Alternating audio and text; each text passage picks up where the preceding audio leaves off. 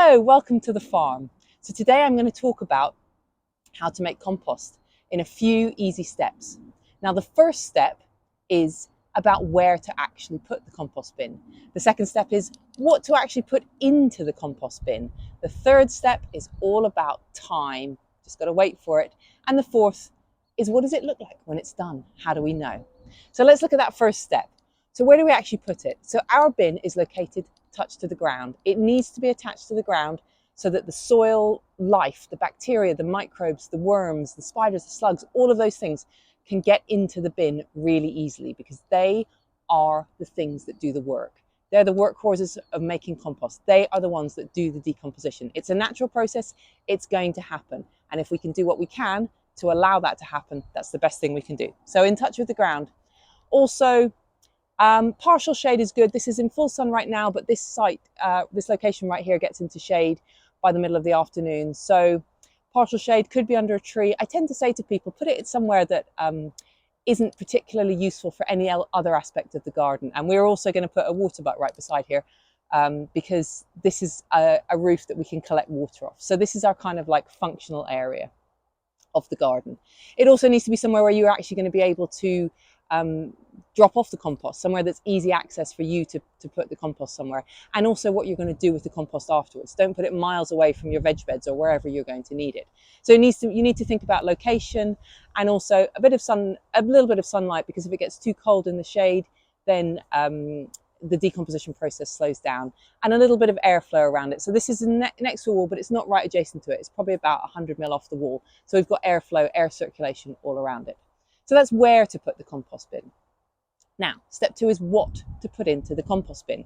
So we've got some kitchen scraps here, banana peelings, Brussels sprout peelings, all that kind of stuff. And those are called greens. So we need about 50% greens and 50% browns. So those are greens.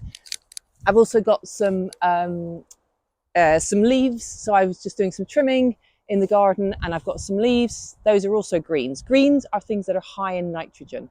So things that are actually green in color tends to be green. So we need around 50% of that. And the other 50% is browns. So cardboard is a great brown, shredded newspaper.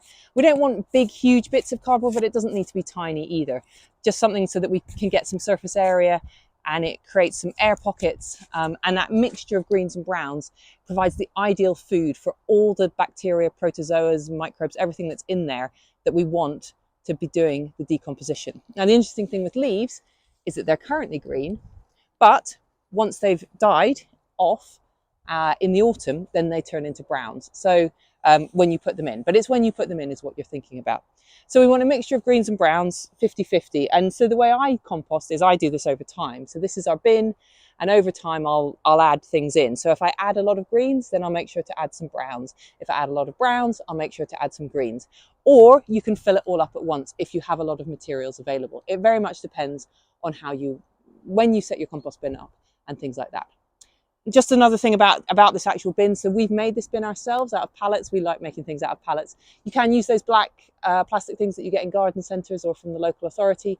They're great. They're just as good. All of these things are good. It's just a container to hold your waste and to allow that decomposition process to happen. So we're going to throw in some greens.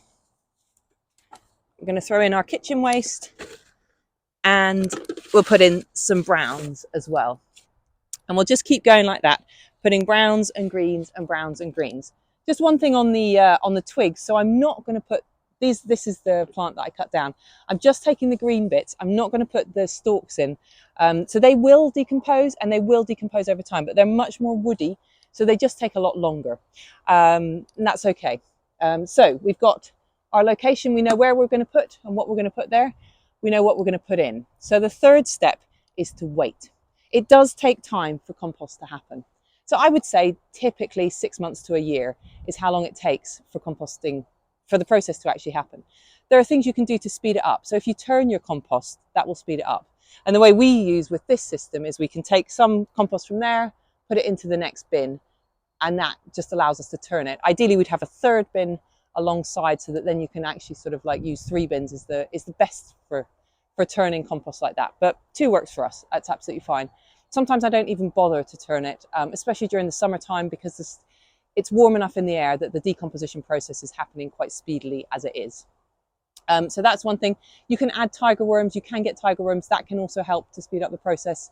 And you can, things like human urine, a little bit of that can help to speed up the process. Another key tip is to use old compost. So if you've got a spoonful of compost from your last batch, leave that in. It's full of all the microbes, all the bacteria, everything that you want in your compost. So that can go in there, and that can really help to speed up the process. So then we wait for 6 months to a year, and then we get compost. But how do we know when it's done? So here's some I prepared earlier. So this is my compost that I got out of this bin. And this is actually, I did put quite a few woodier bits in. So there are some twiggy bits in it. But this is perfect. This is going to go onto my raised beds for the winter. And I don't really want a particularly fine tilth. But if I wanted something finer, I could sieve it. And then once it's sieved, then you get that sort of fine compost, and take out the woody bits and put them back in to compost down a bit more. So smells earthy, looks like brown crumbliness. You can't see any of those bits. You can't see any banana peels. You can't see any, orange skins, anything like that. That's not there anymore. It's turned into this beautiful composting material. There's probably often quite a lot of worms and things in it too. So that's what we're aiming for. And when we get to that point, we know we're done. That's often right in the middle and at the bottom of the bin. And that's why those black Dalek things have got an access point at the bottom. So you can get, that's where your best compost is right in the bottom. Which is great. So that's where you can get it from, and you can leave that top stuff. It can just rot down over time. And if you want to turn it, you can pop it into another bin. Hope that's helpful. Hope to see you soon.